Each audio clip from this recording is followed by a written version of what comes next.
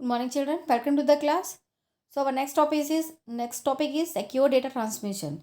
Secure data transmission refers to transfer a confidential and proprietary information over a secure channel when the data is being transmitted over wireless network.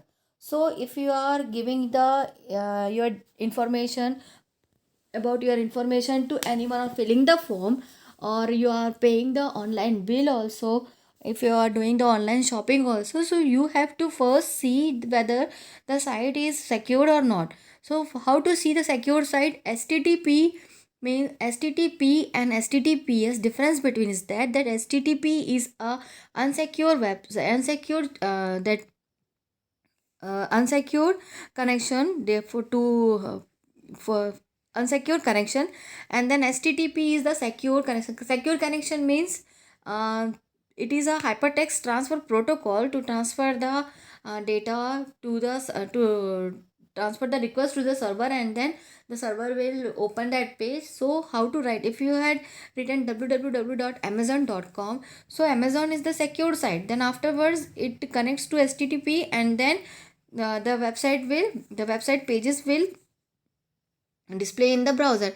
So first you have to check whether the website is HTTPS or STTP. If the website connected to the STTP, means it is not a secure site, and if it connected to the HTTPS, so it is a secure site. So with the help of this HTTPS, you are able to give any information in personal information to whom you are talking or to whom you are sending. So it is a secure site. Then SS then data inscription. Data inscription is the process of encoding message so that only an authorized party can read it in web encryption. The communication between the web server and the client browser is scrambled to the third parties cannot interrupt or manipulate that communication. The server which has the correct key to decrypt or unscramble the communication is the only part that can read the communication. It means it is a secure site, and while we are sending the messages also, it is in between the data, original data, or scrambled data. So after scrambled data means this we are sending the message for scrambled data, and while receiving the message, it comes as same as which pattern the data has sent it. Then come to the SSL secure data transmission. SSL secure data transmission means it is a standard security protocol which establishes encrypted data transmission between the web server and browser is an online communication. So if you are communicating online with the help of the server and browser, so it helps us to protect our all the data and to keep the data as in the security format. Then intellectual property rights. Intellectual property rights are the legal rights given to individuals who are the owner and inventors of work and have created something with their intellectual creativity. So intellectual property right means that it's your property, and you are having the right whether if you want to give that particular thing to your users or to your colleagues, to your friends. It is upon you only.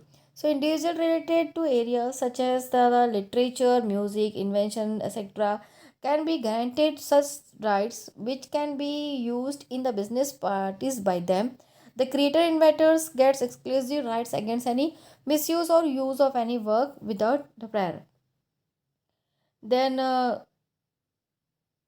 these are the intellectual property rights. Then come to the plagiarism. Plagiarism means what? Plagiarism is the act of copying someone else's work and publishing is at your own.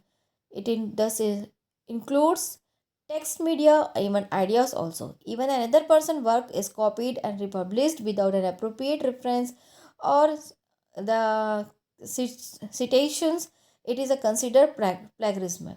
So in the simple way, plagiarism means suppose in your class your madam had given one activity to do, and one or two students only did the complete their activities, and all are left to complete their activities. So if you are copying with them, if you are copying with their notebooks, and then if you are copying their ideas and some changes, if you are doing only some changes but idea you had copied, it means it is called a plagiarism. Some other ideas you are copying and publishing by your own. We live in a time when most information is available in a digital format freely on the internet, making it easier to plagiarism that people work. Because it is easy to copy and paste digital information nowadays. Nowadays we are doing like this only. So plagiarism has become serious problem. Fortunately, there are laws in place to protect against plagiarism. The most notable is international copyright law, which states that each individual published work is automatically protected by copyright. This means other cannot copy the work without the author approval or can be held liable for breaking the law if they do so. So if you want to take the ideas of others, so you have to take first a permission, and if you had not taken the permission, only you have taken without their permissions, so it becomes a plagiarism. If you see someone else information, make sure you cite the source. When publishing a website, it means adding a reference and link to the website whether the information is from. If you need a reference a large amount of content from another sources, you should contact the author and ask for permission. That way you can make sure that your reference information is appropriately. Then digital property. Digital property means that your image, documents, spreadsheet, internet accounts, pictures, music, films, literary works, web pages, computer code, and other creative works or rights in the digital world. This data can be stored locally on a computer hard drive, uh, or a removable media, or data have to become more remotely accessed internet. So here the digital property means your all the data related to emails, then documents, these are the digital properties you are stored, and you are using that means you are using the properties means your bank account, life insurance, vehicle, personal properties, like this. These are the traditional forms of properties also. They were established, proceed and locate, identify, transfer, control. With the help of this we are doing the digital property process by this only. Then software license. A software license is a contract law governing the use of redistribution of software. By law, all software is copyright protected in both source code and object code forms. Software license typically provide end users with the right to one or more copies of the software without violating copyrights.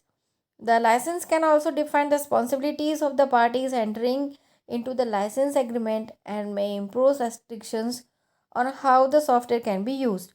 So, software means it is a license, is a contract law governing by the redistribution of software. So, software means the code, the source code, and the object codes are there, and you have to that launch that software. First launch the software, and if the user want to buy the software, so you have to give the licensed version of software, and if it is not a licensed version, so it is a uh, second copy, means a copyright of that particular software. Then proprietary software. Proprietary software does not allow the user to alter or modify the source code. The software can only be used to prescribe the manufacturer. The backend code proprietary soft but kept secret from the public. Anyone attempting the re-engineering copy code subject a legal action by the software owners.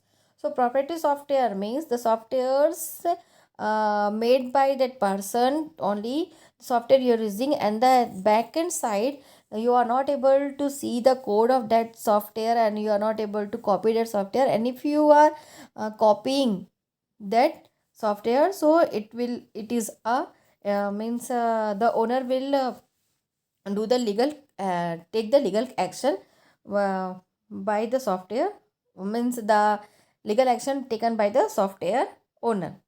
Then open source software. Open source software is with source code that anyone can inspect, modifying and enhance source code. So the source code can be taken by the permission of owner of this open source software, and then if you want to change also, you are able, if you want to change, then you will change the source code according to you only. So student, next class we discuss the open source software again. Thank you.